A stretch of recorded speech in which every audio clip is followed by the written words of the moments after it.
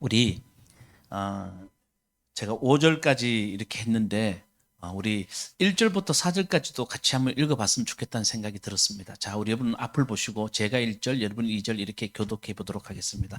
53장 1절입니다. 내용을 좀 자세히 보시고 우리 함께 교독해 보도록 하겠습니다. 우리가 들은 것은 누가 믿었느냐? 주님의 능력이 누구에게 나타났느냐?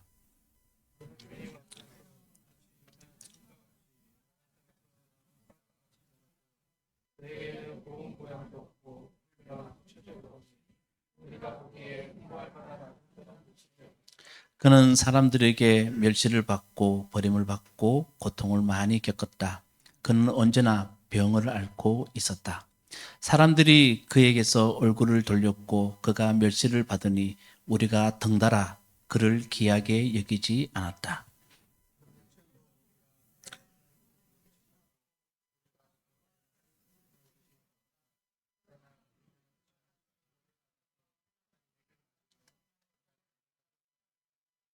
아멘. 자, 오늘 설교 제목은 hope라고 이렇게 정했습니다. 우리 한글로 풀이하면 뭡니까? 희망입니다. 희망. 오늘 이 희망을 가지고 여러분과 함께 좀 나누도록 하겠습니다. 제가 이 희망에 대해서 가장 그 인사이트를 받았던 영화 하나가 있습니다. 그 영화가 뭐냐면 많은 좀 나이 드신 분들은 거의 다 봤던 영화입니다. 뭐냐면 쇼생크 탈출이라는 영화입니다. 혹시 보셨습니까? 전 세계 네티즌들이 지금 또 뽑고 있는 제 1위를 늘 차지하고 있는 영화가 쇼생크 탈출입니다. 거기에 주인공이 누구냐 하면 팀 로빈슨이라고 그 사람의 거기서 주인공의 이름이 뭐냐 하면 앤디입니다. 앤디. 쇼생크 감옥을 배경으로 하고 있는데요. 1940년부터 60년도까지 그 쇼생크라는 감옥의 참혹함을 우리에게 들려줍니다. 법이 없고요. 정말 지옥 같은 곳이 이 쇼생크 감옥의 모습입니다. 그것에 어느 날 앤디가요. 어떤 일을 하냐 하면 소장의 그 방에 들어가서 LP판 하나를 발견합니다. 그리고 LP판을 틉니다. 그게 뭐냐 하면 모차르트의 피가로의 결혼입니다. 그게 확성기를 통해서 쫙 나옵니다. 그 장면을 보면 정말 소름이 끼칩니다. 교도소에서 확성기를 통해서 피가로의 결혼이 쫙 나올 때 운동장에 있는 몇백 명의 죄수들이 그 순간에 멈춥니다. 그냥 이렇게 뭘 하다가 갑자기 모든 게 멈춥니다. 그리고 그들은 저 하늘에 있는 확성기를 쳐다봅니다. 그 순간이 아주 멋있게 나옵니다.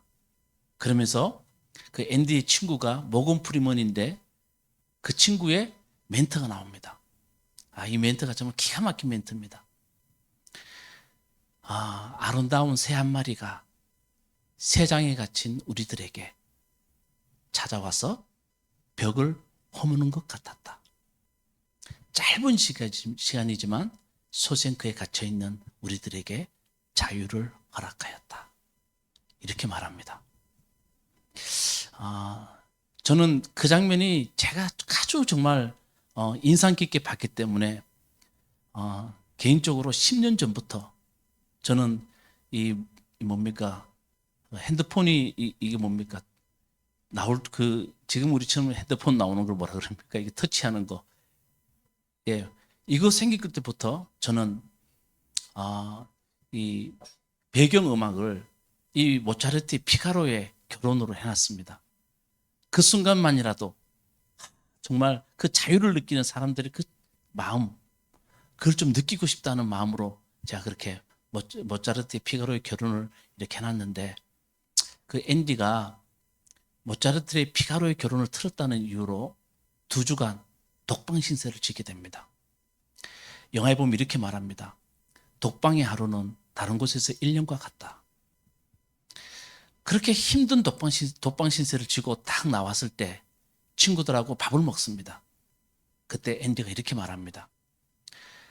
가슴에 담아두면 아무도 빼앗을 수 없고 손을 댈 수 없는 그런 것이 있다. 이렇게 말합니다. 그랬더니 그 앞에 있는 모건 프리먼이 이렇게 말합니다. 그게 뭐냐고. 아니, 가슴에 담아두면 아무도 손을 댈 수 없고 빼줄 수 없는 그게 뭐냐고. 라고 말할 때 앤디가 뭐라 그런지 아십니까? 호프. 희망이다. 그때 모건 프리먼이 그를 똑바로 쳐다보면서 뭐라 그러냐면 hope. It is very dangerous name. 매우 위험한 거다. 그러면서 이렇게 말합니다. 희망이라는 것은 우리를 미치게 하지만 그러나 이 소신카 안에서는 아무 소용이 없다. 그걸 빨리 깨닫는 게 좋을 거다. 그렇게 말합니다. 아침에 잠 또 오는데 우리 그 장면 한번, 짧은 장면인데 한번 보실래요? 예.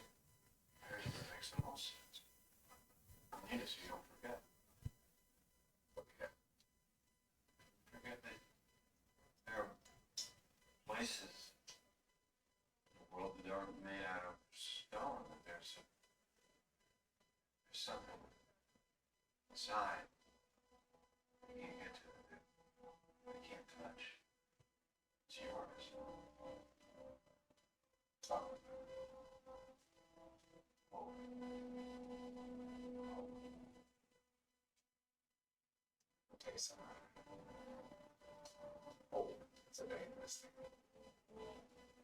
Open the Bible and say, step on your son inside. But you're used to like that. Like a poster.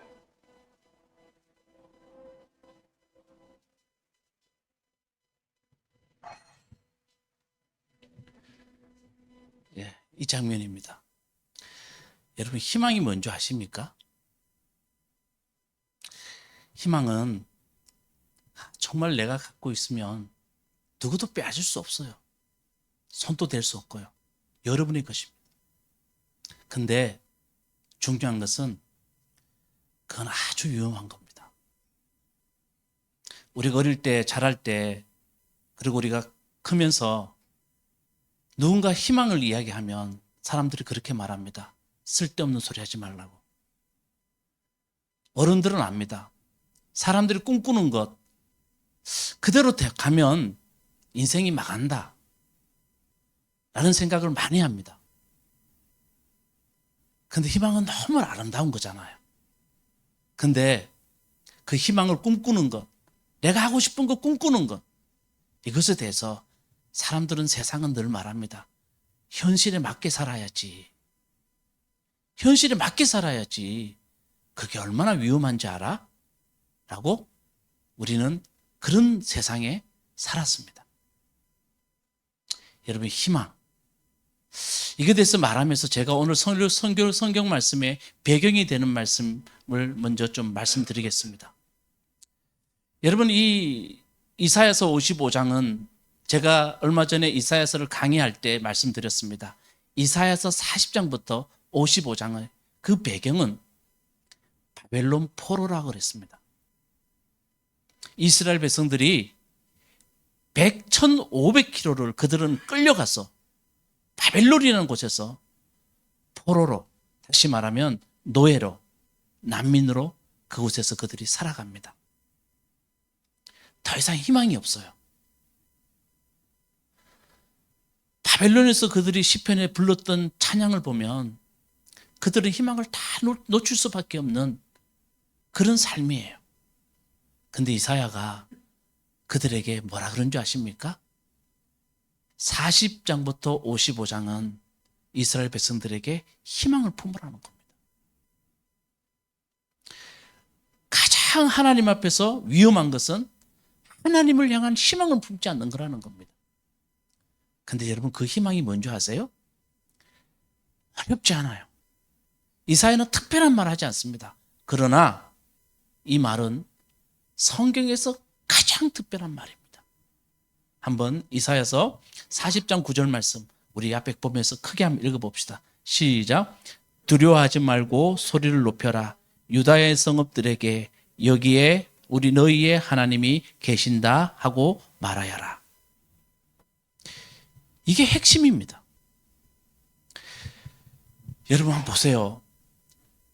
바벨론 포로에서 그들은 바벨론 땅에 고향을 잃은 사람들이 살아갑니다. 노예로 살아갑니다.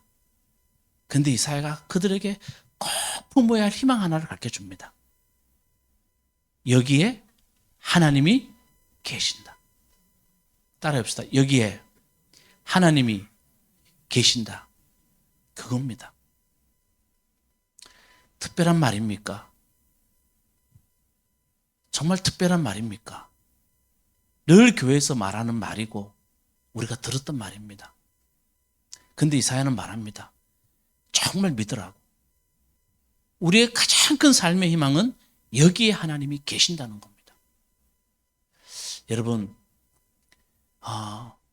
집이 무너져도 기둥만 똑바로 서 있으면요, 집을 다시 지을 수 있습니다. 기둥만 똑바로 서 있으면 됩니다.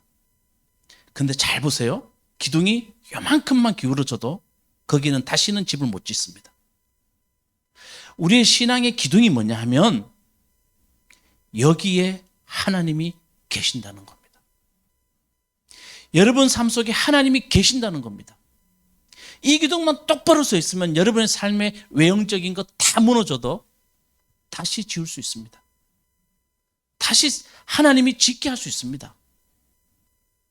그런데 이 기둥이 조금 무너져 있으면 여러분 어떤 것도 지을 수 없는 거예요.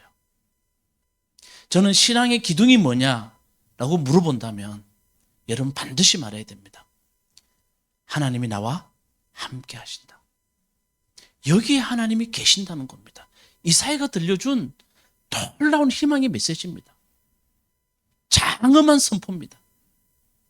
그러면서 이사야는 우리가 가져야 할 희망이 있다고 말하는데 오늘은 그 두 가지를 좀 말씀드리겠습니다. 이사야가 가져야 할 희망, 첫 번째가 40장 1절 희망의 메시지를 던지면서 이사야가 첫 번째 했던 40장 1절 말씀을 우리가 봐야 됩니다. 자, 40장 1절 말씀 우리 다 같이 읽어보도록 하겠습니다. 시작. 너희는 위로하여라. 나의 백성을 위로하여라. 너희의 하나님께서 말씀하신다. 여러분 우리가 말씀을 가만히 보면 한번 좀 자세히 보세요. 우리 하나님이 말씀하신대요. 이런 말씀 묵상하다 보면 이런 말씀에 우리가 좀 울림이 되었으면 좋겠어요. 저도 마찬가지고. 하나님이 말씀하신대요. 뭘 하라고 하십니까? 하나님이. 자, 뭐 하라 그러십니까? 위로하라고 말합니다. 그것도 두 번은 강조입니다. 위로하여라. 또 뭐 하라고요? 위로하여라. 여러분, 묵상해 보면 위로라는 말이 우리에게 그렇게 안 다가옵니다. 왜냐하면 우리는 진심 어린 위로보다는 그냥 말로 하는 위로가 우리 속에 너무 많았어요. 그래서 우리 스스로에게 위로라는 단어가 많이 무너져 있습니다. 누가 말하면 또 누구에게 말하려고 하면 내 위로가 그렇게 힘이 있나 라는 생각이 들 때가 있습니다. 근데 이사야는 말합니다. 하나님 말씀하라고 하신 말씀이 있다고. 희망의 첫 번째가 뭐냐면 위로하래요. 서로 위로하래요. 어떻게 위로하는 게 가장 큰 위로일까요? 자, 우리 3절, 4절 말씀 한번 3절 말씀부터 읽어봅시다. 시작. 한 소리가 외친다. 광야에서 주님께서 오실 길을 닦아라. 사막에 우리의 하나님께서 오실 길을 내어라. 이렇게 말합니다. 위로가 뭐냐 하면 한 소리가 외치는데 길을 닦아래요. 하나님이 오실 큰 길을 좀 내래요. 그러면서 이렇게 말합니다. 여러분 4절 말씀 다 같이 읽어봅시다. 시작. 모든 계곡은 메우고 산과 언덕은 깎아내리고 거친 길은 평탄케 하고 험한 곳은 평지로 만들어라. 이게 위로라예요. 자, 여러분 뭐가 위로일까? 이런 겁니다. 주님의 오실 길을 닦는 그 위로가 뭐냐 하면 모든 계곡을 어떻게 하고요? 메우고. 그렇죠? 그 다음에 산은 어떻게 하래요? 깎아내려래요. 그래서 길을 어떻게 하라는 거예요? 평탄케 하래요. 이게 위로래요. 여러분, 사람이 살다 보면 서로 높이려고 하다가 난 너보다 나아. 아니, 그래도 네보다는 내가 좋은 학교 나왔지. 너희 교회보다는 우리 교회가 커. 우리가 서로 이러면서 관계 가운데 뭐가 만들어지냐면 산이 만들어져요. 또 우리가 누군가를 보면 또 무시도 해요. 아이고, 배운 것도 없이 가진 것도 없으면서 계곡이 만들어져요. 푹 내려가는 계곡도 만들어지고 관계 가운데 뭐도 만들어진다고요? 산도 만들어져요. 주님이 이렇게 말해요. 그 산은 깎아내려라고. 계곡은 메꿔라고. 그래서 뭘 만들어라는 거예요? 평탄한 길. 이게 무슨 뜻이냐 하면 서로 소통할 수 있는 관계. 서로가 다닐 수 있는 길을 만들어래요. 그게 위로래요. 이걸 만들라고 말합니다. 여러분, 이 길이 우리에게 들려주는 건 딱 한 가지예요. 그게 뭔지 아십니까? 이 길이 들려주는 것. 내가 없이는 내가 없다. 이 길이 들려주는 주님이 가장 큰 위로는 너의 삶 가운데 만들어진 누군가와 관계 가운데 만들어진 산을 깎아내리고 움푹 파인 계곡을 메꿔버리고 그리고 우리 서로가 네가 없이는 내가 없다. 그게 소통이래요. 그게 평탄한 길을 만들면 왕래하는 거래요. 그게 가장 큰 위로래요. 여러분, 우리 위로가 뭐냐 하면 우리 무화과나무 교회 성도님들은 꼭 좀 기억합시다. 서로가 여러분이나 저나 당신이 없으면 내가 없습니다. 서로 이 마음 갖는 거예요. 가정에서도 학교에서도 어느 곳에 가도 여러분 가장 위로가 되는 사람이 누구냐 하면 당신이 없으면 내가 없습니다는 마음으로 사람을 받아들이는 사람이 가장 큰 위로래요. 아멘. 이게 이사야가 말했던 희망 없는 땅의 희망이래요. 사랑과 사랑 관계가 회복되는 게 우리에게 가장 큰 희망이래요. 그러면서 이사야가 말합니다. 하나님이 오시는 길을 닦는 것은 다른 게 아니고 이런 거라고. 우리가 관계가 다 끊어지고 난 뒤에 하나님이 오실 길을 만든다는 것은 그건 말이 안 된다고. 하나님이 오실 길을 닦는 사람들은 네가 없으면 내가 없다는 마음으로 살아가는 것이 희망이라고. 아멘. 여러분, 제가 말씀드렸잖아요. 거라사에 있는 귀신이 예수님 보고 뭐라 그럽니까? 당신과 내가 무슨 상관이 있습니까? 우리가 귀신의 음성을 들어야 돼요. 귀신은 그런 게 귀신이에요. 누군가의 마음속에 네가 없으면 네와 나와 무슨 상관이 있느냐, 이 마음을 심어주는 게 귀신이래요. 우리 이런 마음이 들어올 때 우리가 주님 앞에서 믿음으로 이겨내는 게 할렐루야예요. 주님이 말씀하시는 거예요. 우리 이게 희망이에요. 여러분, 가정에서도 끊어졌던 자녀와의 관계, 부부와의 관계가 산처럼 만들어졌던 것, 계곡처럼 만들어졌던 것을 메우고 깎아내고 보면 그때부터 그 가정에 희망이 보이기 시작해요. 주님 말해요. 우리 서로 예수 믿는 사람들은 서로 사랑하라는 말은 다른 게 아니고 내가 없으면 내가 없다. 이사야서의 첫 번째 희망의 메시지예요. 이사야서 40장 1절에서 처음 시작할 때 우리의 희망은 이겁니다. 주님의 길을 닦는 사람. 제가 말씀드렸잖아요. 성탄은 주님이 오시는 길을 만드는 거라고. 지난주까지 길을 여는 사람이라고 말씀드렸어요. 우리 길을 여는 사람은 이런 사람이 돼야 됩니다. 한번 따라합시다. 위로하여라. 위로하여라. 여러분, 우리가 이 말씀이 여러분들의 큰 힘이 되기를 바라겠습니다. 두 번째로 이사야는 희망을 이야기해요. 그 희망이 뭐냐 하면 고난받는 종의 모습이에요. 참 기가 막힌 이야기입니다, 여러분.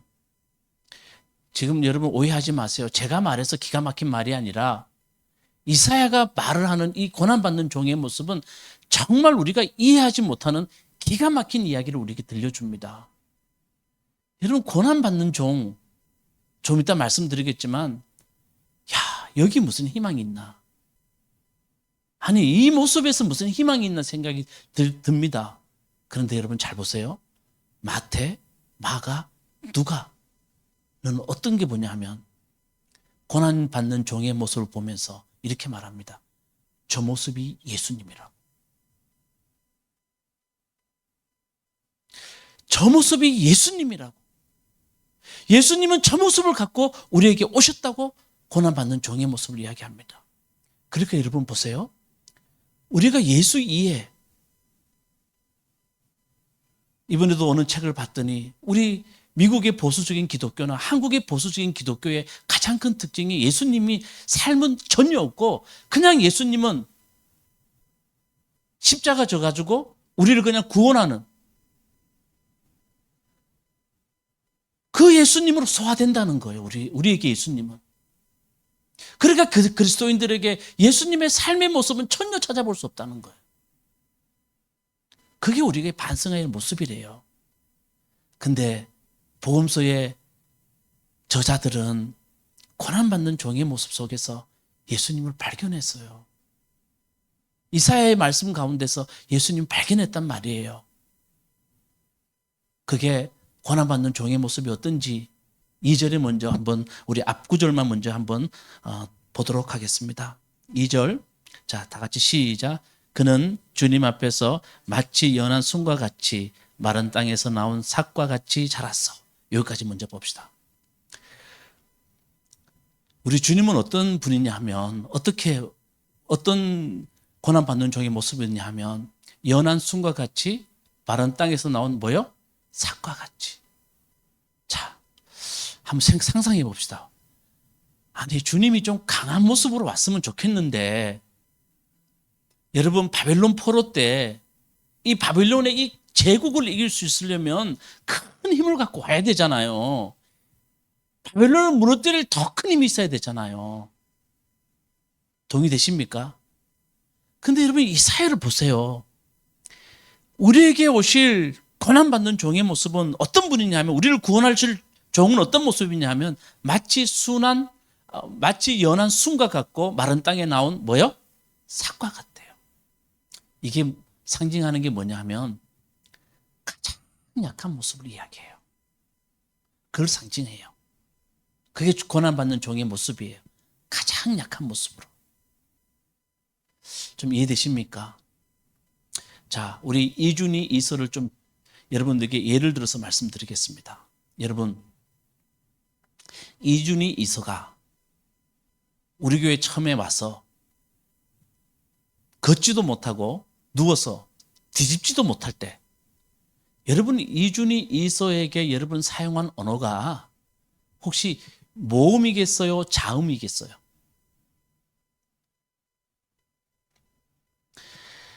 여러분, 힘센 사람들이 힘을 자랑하기 위해서 쓰는 용어들, 남자들이 쓰는 욕들이요, 다 자음입니다. 아세요? 이, 세, 뭐 이러면서 하는 모든 것들이 다 자음이에요. 여러분, 우리 아이들 보면서 쓰는 언어가 뭔지 아십니까? 엄마, 앙, 아유, 까꿍. 맞아요, 아니에요? 맞아요. 다 모음입니다. 부드러운 말을 써요. 어떤 분은요, 그렇게 말하더라고요. 정말 저는 여러 사람한테 들었어요. 자식보다 더 정말 모든 것 다 주고 싶은 것이 누구라고요? 예? 손주. 손주 보면 정말 모든 것이 다 녹아내버린대요. 내게 하나도 안 아깝대요. 이해되시죠? 여러분, 부드러운 말 속에, 부드러움 속에는요, 사람을 녹아내리는 능력이 있어요. 여러분, 정말 이 추운 겨울을 녹이는 것은 봄에 불어오는 따뜻한 봄바람이에요. 성경에서 우리에게 들려주는 건 뭐냐 하면 세상은 강한 것을 이기려면 더 강해야 돼 라고 말하는데, 여러분, 성경은 절대 그렇게 이야기하지 않아요. 예수님도 절대 그렇게 얘기한 적 한 번도 없어요. 더 하나님 내가 잘하기 위해서 강한 능력 달라고 예수님 말하지 않았어요. 너희가 첫째가 되려면 뭐가 되라고요? 꼴찌가 되라 그랬어요. 높이 되고 싶으면 너희가 어린아이가 되라 그랬어요. 그러려면 여러분 보세요. 강한 것을 이기기 위해서는 예수님 말해요. 너희가 부드러운 사람이 되라. 고난받는 종은 어떤 모습을 갖다고요? 저기 나와 있잖아요. 마치 순한 연한 순과 같고 마른 땅에 나온 뭐라고요? 삭과 같다. 그런 모습으로 오셨대요. 자, 그러면서 정말 고난받는 종의 모습을 한번 우리 더 봅시다. 자, 시작. 그에게는 고운 모양도 없고 훌륭한 풍채도 없으니 우리가 보기에는 흠모할 만한 아름다운 모습이 없다. 그 다음 넘어갑시다. 자, 그는 사람들에게 멸시를 받고 버림을 받고 고통을 많이 겪었다. 그는 언제나 병을 앓고 있었다. 사람들이 그에게서 얼굴을 돌렸고 그가 멸시를 받으니 우리도 덩달아 그를 귀하게 여기지 않았다. 이렇게 말합니다. 자, 다시 2절로 넘어갑시다. 7가지를 말합니다. 잘 보세요. 정말 눈을 뜨고 잘 보세요. 이렇게 말합니다. 고운 모양, 훌륭한 풍채, 아름다운 모습 없습니다. 자, 그 다음 넘어갑시다. 멸시받고 버림받고 고통받고 병을 앓고 있습니다. 근데 여러분 놀랍잖아요. 이 모습 속에 복음서의 저자들은 예수님이야. 저게 예수님이야. 그래서 이사야 53장이 위대한 장이에요. 그리고 복음서의 저자들이 위대해요. 아니, 저게 예수님이야 라고 말을 해요. 근데 여러분, 이해되세요? 여러분, 우리 성경을 읽으면서 이사야 53장을 그렇게 교회 다니는 사람들이 알고 이게 예수님 모습이라고 그렇게 이야기하고 이게 예수님에 대한 예언이라고 그렇게 이야기하면서 여러분, 이 말씀이 뜻하는 걸 알겠어요? 이해됩니까? 아니, 늘 병을 앓고 있다는 말 이해됩니까? 자, 한번 보세요. 여러분, 이건 누굴 이야기하고 있을까요?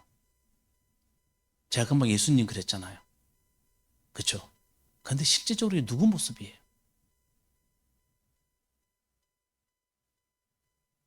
실제로 누구 모습이에요?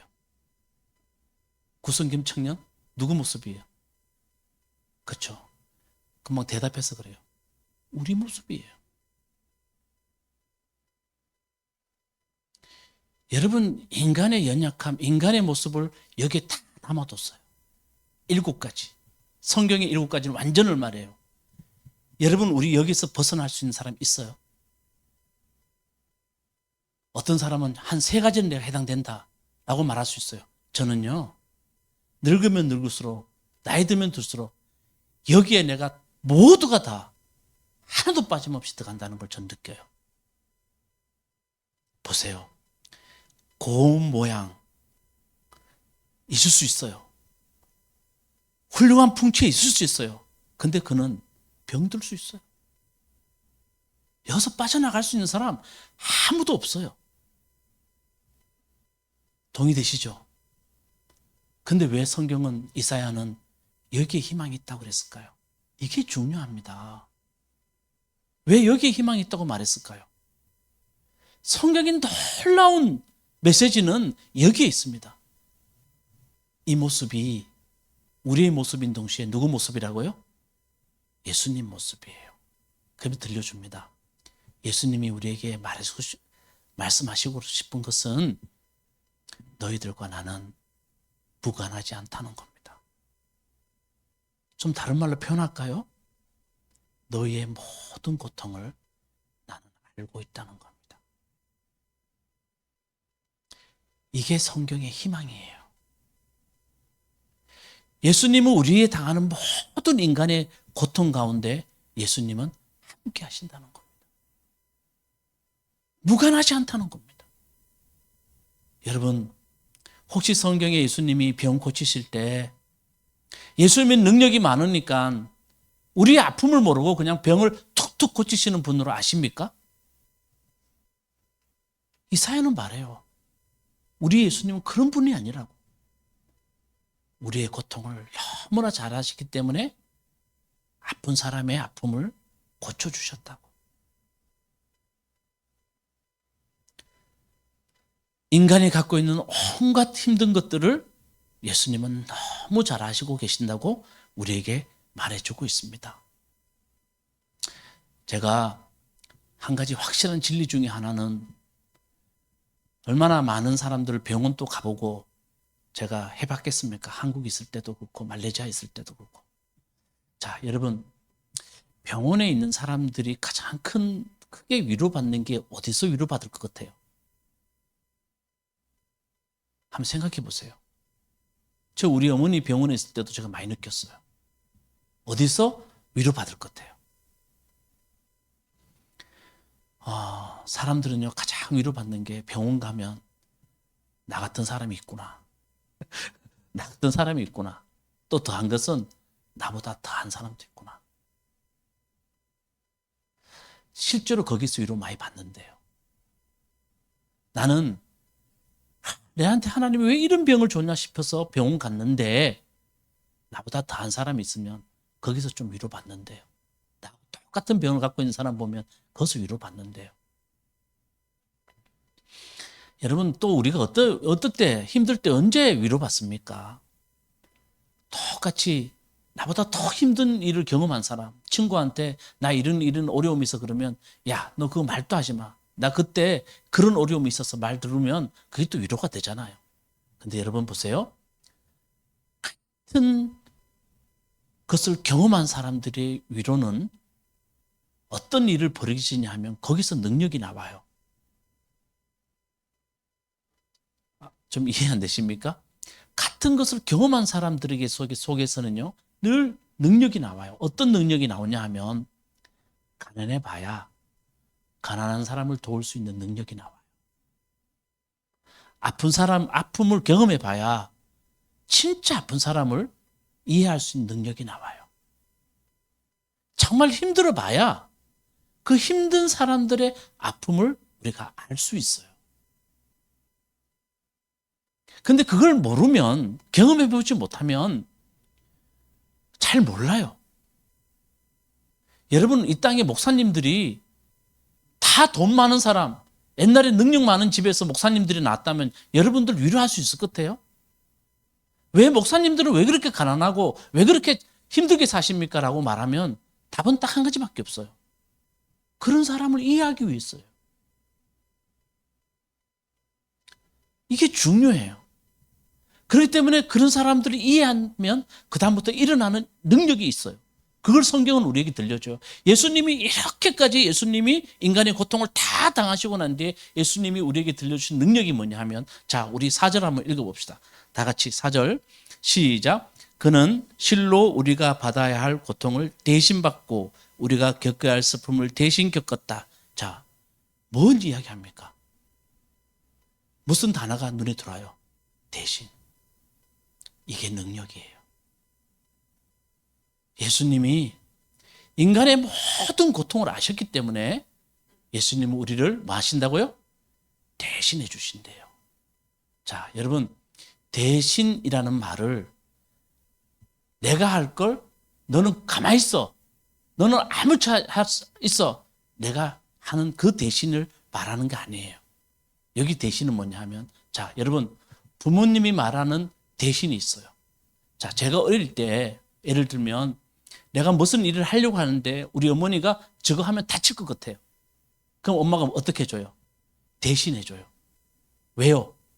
나보고 하지 말라는 게 아니에요. 내 너와 함께 하겠다는 거예요.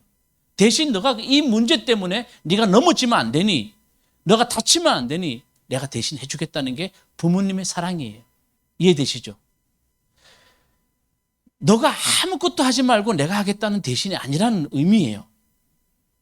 하나님이 우리에게 말하는 대신은, 예수님이 말하는 대신은 우리가 고통받고 병이 아프고 병들리고 우리가 힘들어할 때 그 때문에 우리가 넘어지면 안 되니까, 우리가 쓰러지면 안 되니까 예수님이 함께 하셔서 우리를 이렇게 세우시겠다는 거예요.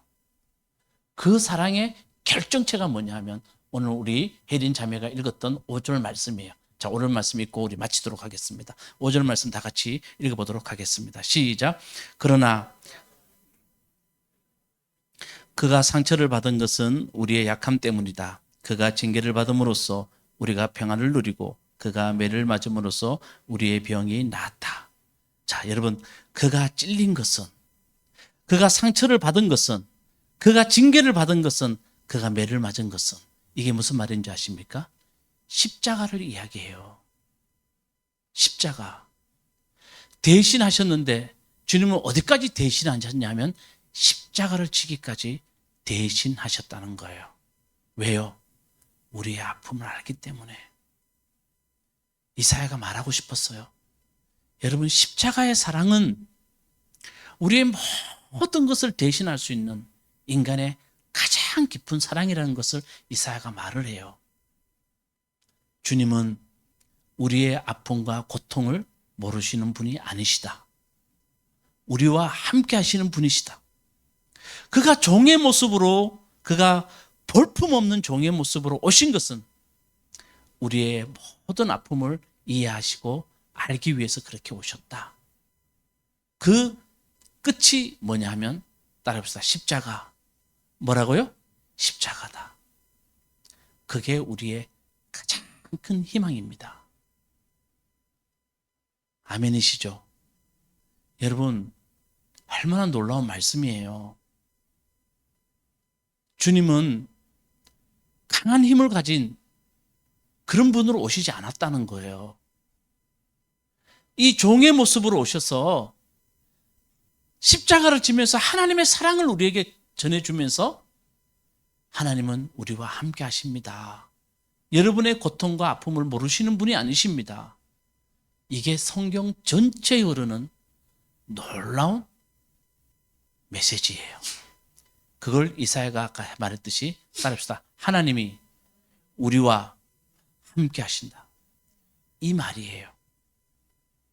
여러분, 하나님이 우리와 함께 하신다는 말은 다른 게 아니에요. 여러분이 어떤 고통 가운데 있더라도 우리와 함께 하십니다. 이 말을 우리에게 전해줘요. 여러분, 성탄 어떻습니까? 주님이 우리에게 찾아오시는 절기입니다. 길을 닦아야 됩니다. 우리 인간들끼리는 어떻게 길을 닦아야 된다고요? 높은 산을 깎아내리고 계곡을 어떻게 해요? 메꾸며, 네가 없으면 내가 없다는 마음으로 인간들끼리는 길을 닦고, 하나님과의 관계 속에서는 우리가 어떻게 해요?